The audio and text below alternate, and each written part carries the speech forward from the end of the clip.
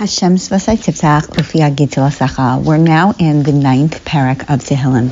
This parak is a parak that has so many different ways that you can interpret what David HaMelech's message is. But essentially, there's a lot that has to do with giving thanks. How do we give thanks, and what is our perspective on things? So the understanding is really, the Mefarshim talk about that either this is saying that David is asking for more Yeshua, and because he needs it, and when he gets it, he gives thanks, which is a general way. We ask for things and then we get them.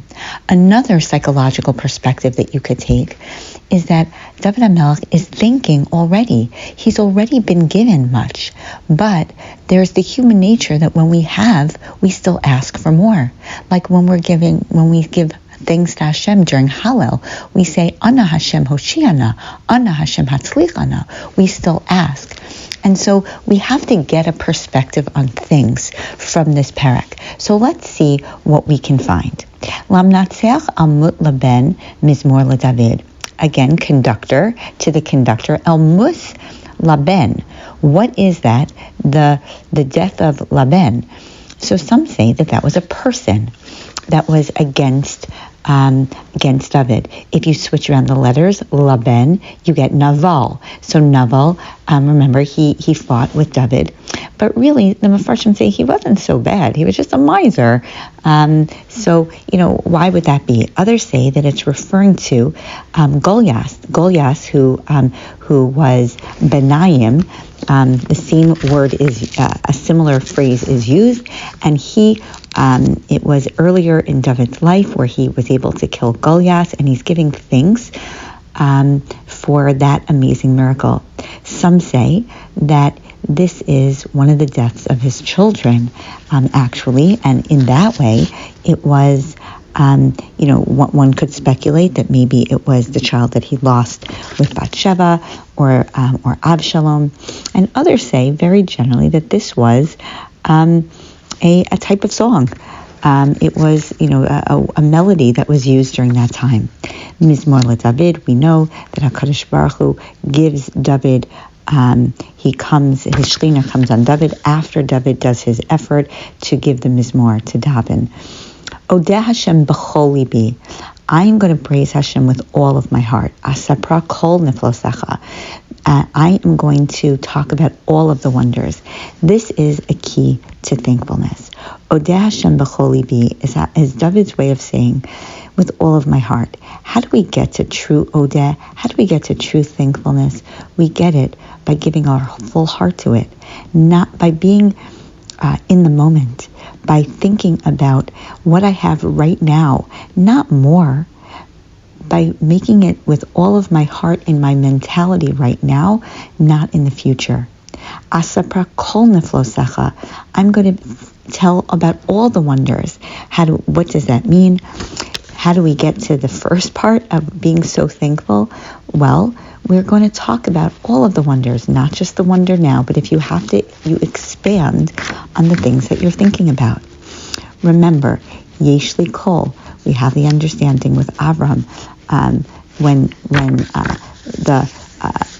the idea of the mentality, I have everything, I don't need anything else, is one way to interpret it. The second is kol neflosecha, is there are natural wonders and there are miraculous wonders.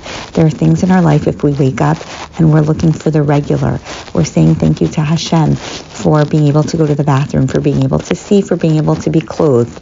One might think that those are regular, but no, those are nisim, those are miracles, but they're ones that are perhaps clothed in the type of natural way of the world. But no, those, as well as the absolutely miraculous ones, when you wake up and you hear of, three situations of bombs that didn't go off, that you think, oh my gosh, that is a true miracle, right? So kol neflosecha is to judge everything as being a miracle, to start off in the regular day-to-day and to expand looking for that. The other idea is that just what we learned from benching. We thank Hashem for food in benching, but then we expand. Thank you for Eretz Yisrael. Thank you for, and we continue, because again, that's the idea of Odeh Hashem b'chol libi, asapra kol neflosecha. And if you're able to do that, then I can rejoice and be happy. When you get into that mentality, when you can really see the miracles, be thankful for them, talk about them, expand your repertoire, and live in the moment, then you're going to be happy. That level of simcha is amazing. And now he says, so my enemies are going to retreat. They're going to perish. Ki asiti mishpati v'dini yashavta l'kisei shovei tzedek. There's going to be a lot of imagery here for the destruction of Amalek. Some say that this parak, when David is giving the Zamra, he's really doing it in the time of Mashiach, when Amalek is gone. Why? Because we know Kiyad al Keska, until Amalek is destroyed, the Kisei of Hashem isn't completely done. And here we have a reference to Kisei, we have a reference to Ibadat HaRasha, Shema Machita Lolambed, we have Machot Timche Zecher Amalek, so we have again the imagery of that. And we know that Amalek, this idea of Amalek, the evilness that pervaded and the lack of any sort of mercy, we know it, the Amaleks of today that showed absolute no mercy. So here they are going to be finished, they're going to be ruined forever, and their name is going to be completely obliterated and wiped out, and that is going to bring Hashem leolam yeshiv konin l'mishpat kiso. Then Hashem's name and Hashem's kisei is going to come back, and that is something that is going to be ruined. And perhaps the idea in the beginning, where we talk about Goliath, we talk about the larger, so to speak, enemy, and the weaker shepherd who is able to overcome that. That reference permeates and continues with the idea that Hashem is righteous. Hashem is going to pick up and take away all of the downtrodden, miskav ladak, miskav itos betzara, anyone in their time of trouble. And when we believe that and we understand that, and it really enters into our mindset that we can understand that it's going to ultimately have that good conquers evil.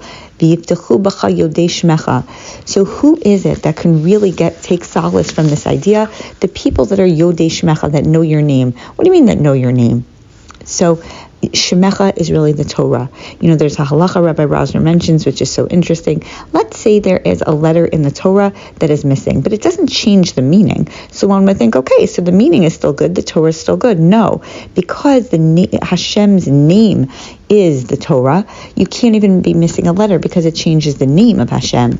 Kilo azavta dershech Hashem. Those who seek Hashem, those are the ones that you never have to worry about, because if you have trust in Hashem and you continue to do what you are hoping is the right thing to do, and you follow the Torah, you don't have to worry. Zamru la Hashem Yoshev Tzion. Sing praise to Hashem, the Yoshev Tzion. Higidu ba'amim alilosav. And tell of his deeds among the people. Why? Ki doresh damim otam zachar lo shachach tzakas anavim. What an important pasuk that we should say over and over in today's time. Hashem has a stick, and that stick has the name of the people who were killed and whose blood has been spilled in this terrible war with Amalek, and Hashem holds on to it, and he doesn't forget it, and he will remember it, and he remembers the cries of the suffering. He remembers those people that were suffering underground. He remembers those people that were suffering with no obvious Yeshua in sight, and he takes that blood and he holds onto it and he remembers it, and he makes sure that we will have there will be a time that their blood will be honored and respected, and he hears their cries. Chaneni Hashem. So then he asks for Chanan. He says, Hashem, please, Re'eh ani misonai, help me to make my enemies suffer, Umrami Masharei Maves, and to take those and to lift us from the gates of death. Laman asabra kol tilasecha, so that I can sing your praises. Ba'ashari bas Zion agila b'shuasecha, I can sing your praises. There's an interesting idea when it comes to the korban of Toda.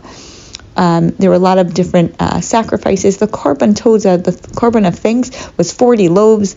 I think like 36 of them they had to eat, and they had to eat by that night with an animal. It was a lot of food, and they had a very limited amount of time to do that. Why is that? Because when it comes to being thankful, thankfulness should permeate out. One of the ways that we can be thankful, says David HaMelech, is that you have to do it out to other people, to talk about it. It can't just be your own personal nace. That's the idea, truthfully, of a simcha of a wedding, a simcha in your life where you give, you make a kiddush, you give hodah to HaKadosh Baruch Hu. The idea of Persum Hanes is one where it's all tied in. To really truly be Toda means to give it over and to share in that happiness with other people. That we're coming up to the miracle and the time of Purim, a time of miracles. And what do we have? We have Shalach Manos, we have Matanos Le'Evyonim. That is what Simcha represents. That's why when we make a Simcha, we want to do it b'tamt, we want to do it so that other people can enjoy it. We want to think about how we can radiate that Simcha to other people, and Lama'an Asabra Kol Tilasecha, so we can thank Hashem, we can give praise. And then the parak ends, Tavu Goyim B'Shachas Asu B'Reshatzu Tamu Melkadar Raglam, that now the nations, eventually they're going to go down. And just, it's a midah keneged midah, just like when we throw a rock, it bounces, it hits something and it bounces back and it hurts the person who threw it as hard as they did. So too the Goyim are going to get their midah keneged midah. They're going to, because of what they did, because the wicked, Yeshivu Rishayim L'Sha'ula, they're going to go down. Kol Goyim Shachrei Elohim, all the people who hate who forget Hashem. Ki lo lanetach yishkach evyon, because the needy is not going to be forgotten for long. Tikvas anavim toved la'ad, because the hope of the suffering will never be lost.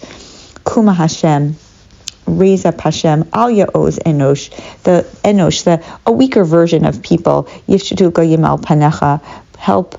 Let the nations be judged before you. Don't let these enosh, the people that are not really, they're the lowest level, don't let them prevail, but rather Shisa Hashem, but rather strike them Hashem, Mora lahem goyim yadu goyim enosh hema sela. But rather let the nations know you're immortal. You're not gonna. You may think that you've won this round, but there's many more rounds, and that is something that we end with. We end with a promise that the goyim are gonna, the Amaleks of the time are gonna go down. We're gonna be able to give a full thanks. We're gonna be able to be in the moment, and that is the way that you give full thanks. You radiate it out. You find the good and you extend it. But you have to find the good and you have to live in the moment, says David HaMelech, because it's truly, that is what true Toda is all about.